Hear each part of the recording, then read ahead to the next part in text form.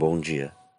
Que a graça e a paz do Senhor Jesus Cristo seja em sua vida, no seu lar e em seus negócios. Quero agradecer a Deus por permitir entregarmos nossas primícias a Ele e juntos desfrutarmos de mais um dia dessa palavra que se encontra na primeira carta aos Coríntios, no capítulo 3, versículos 16 e 17. Não sabeis vós que sois santuário de Deus e que o Espírito de Deus habita em vós? Se alguém destruir o santuário de Deus, Deus o destruirá, pois o santuário de Deus, que sois vós, é sagrado. Ao meditar sobre esses versículos, o Senhor me levou a pensar sobre o que temos feito para cuidar do templo do Espírito Santo que somos nós. A verdade de que somos o templo do Espírito Santo de Deus aponta primeiramente para a forma com que Deus manifesta a sua presença no Antigo Testamento. Na Antiga Aliança, Deus era adorado no tabernáculo, construído primeiramente no deserto, e mais tarde no templo construído em Jerusalém durante o reinado do rei Salomão. O templo era o local onde o nome de Deus habitava, no sentido de que sua presença se manifestava de tal forma que todo o templo enchia-se com a nuvem de sua glória, como descrito no primeiro livro de Reis, no capítulo 8, versículos 10 e 11. Saindo os sacerdotes do santuário, uma nuvem encheu o templo do Senhor, de modo que os sacerdotes não podiam ter-se em pé para ministrar por causa da nuvem, pois a glória do Senhor enchera o templo do Senhor. Na nova aliança, a presença de Deus habita em seu próprio povo, enchendo-os com o Espírito Santo, ou seja, a igreja é o templo de Deus. Existem várias passagens bíblicas que ensinam que o próprio Deus habita em sua igreja. O apóstolo Paulo, quando escreve a igreja de Éfeso, descreve isso, dito em sua carta aos Efésios, no capítulo 2, versículos 18 a 22. Pois, por ele, ambos temos acesso ao Pai em um mesmo Espírito. Assim já não sois estrangeiros nem forasteiros, mas concidadãos dos santos e membros da família de Deus, edificados sobre o fundamento dos apóstolos e dos profetas, sendo que o próprio Cristo Jesus a principal pedra angular. Nele, todo edifício bem ajustado cresce para templo santo no Senhor. E nele também vós, juntamente, sois edificados para a morada de Deus no Espírito.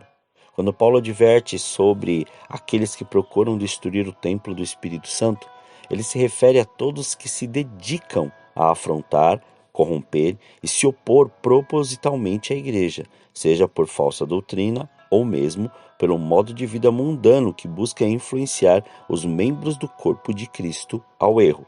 Quem age assim não ficará impune, ao contrário, o próprio Deus o destruirá, pois aquele que se levanta contra a igreja se levanta contra o próprio Deus que habita nela. A igreja é propriedade exclusiva de Deus. Ela é santa em Cristo Jesus, separada do mundo, e Deus a protege e destrói os seus inimigos.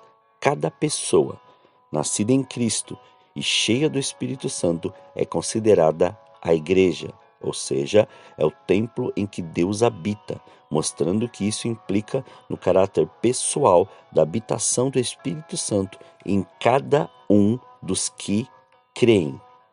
O grande objetivo de Paulo, ao escrever este versículo, é lembrar aos coríntios, não só a eles, mas a todos, que o Espírito Santo habita dentro deles, pois mesmo o corpo físico de cada cristão pertence ao Senhor. Aqui é interessante saber que dois termos gregos podem ser traduzidos como templo. O primeiro é hieron, que indica todo o complexo que formava o templo em geral.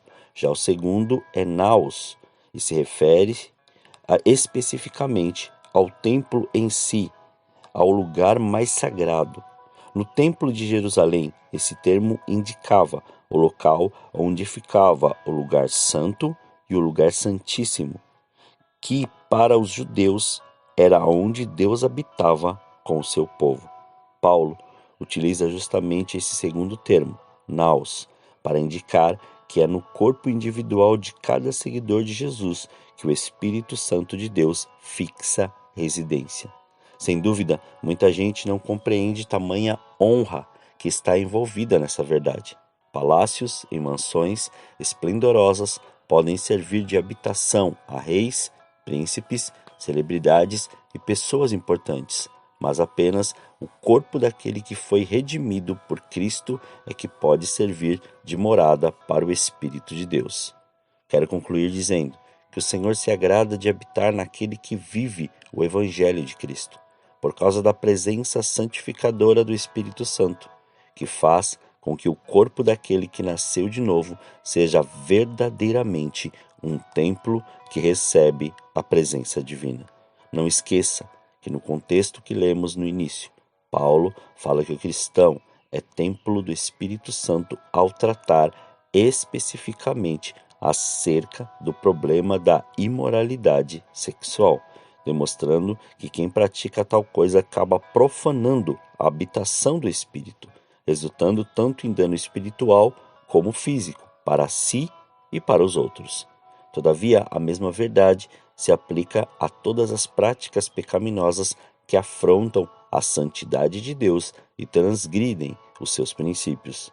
Ao escrever aos Gálatas, Paulo ressaltou que as obras da carne caracterizam aqueles que andam segundo as suas próprias concupiscências, mas as virtudes do fruto do Espírito Santo identificam aqueles que vivem e andam segundo o Espírito.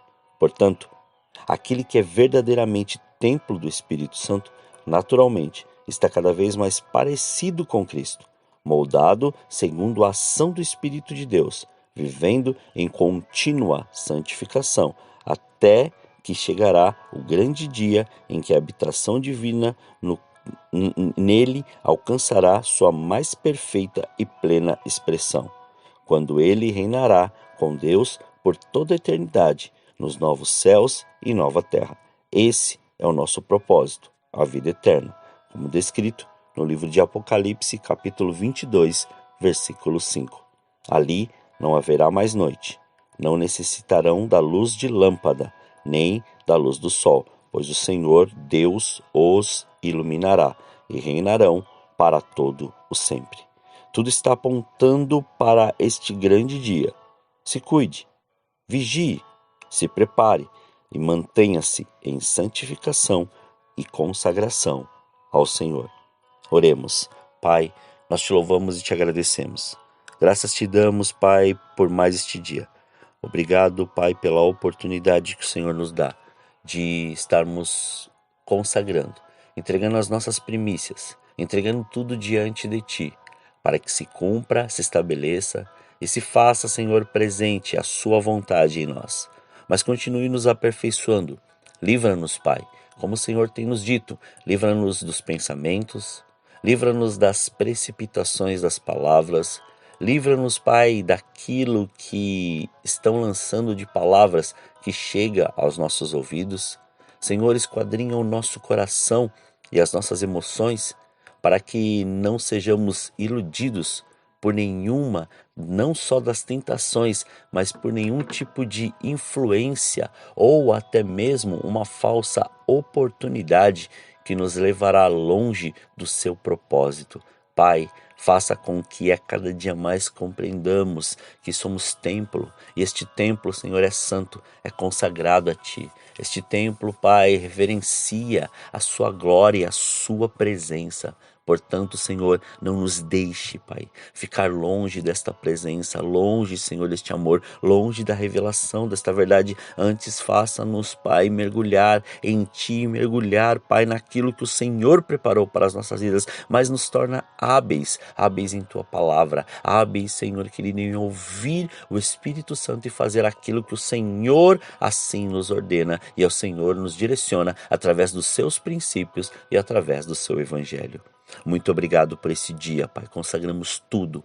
Consagramos a nossa vida, consagramos todos os nossos sentidos, consagramos, Pai, todos os nossos sentimentos, pensamentos, palavras e olhares diante de Ti. Para que, Senhor, para onde olharmos, possamos, ó Senhor, olhar com os Teus olhos e ver a Sua glória, Pai. Muito obrigado, Senhor.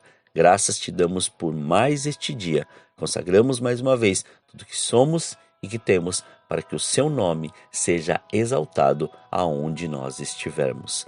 Muito obrigado. Assim oramos agradecidos em nome de Jesus. Amém.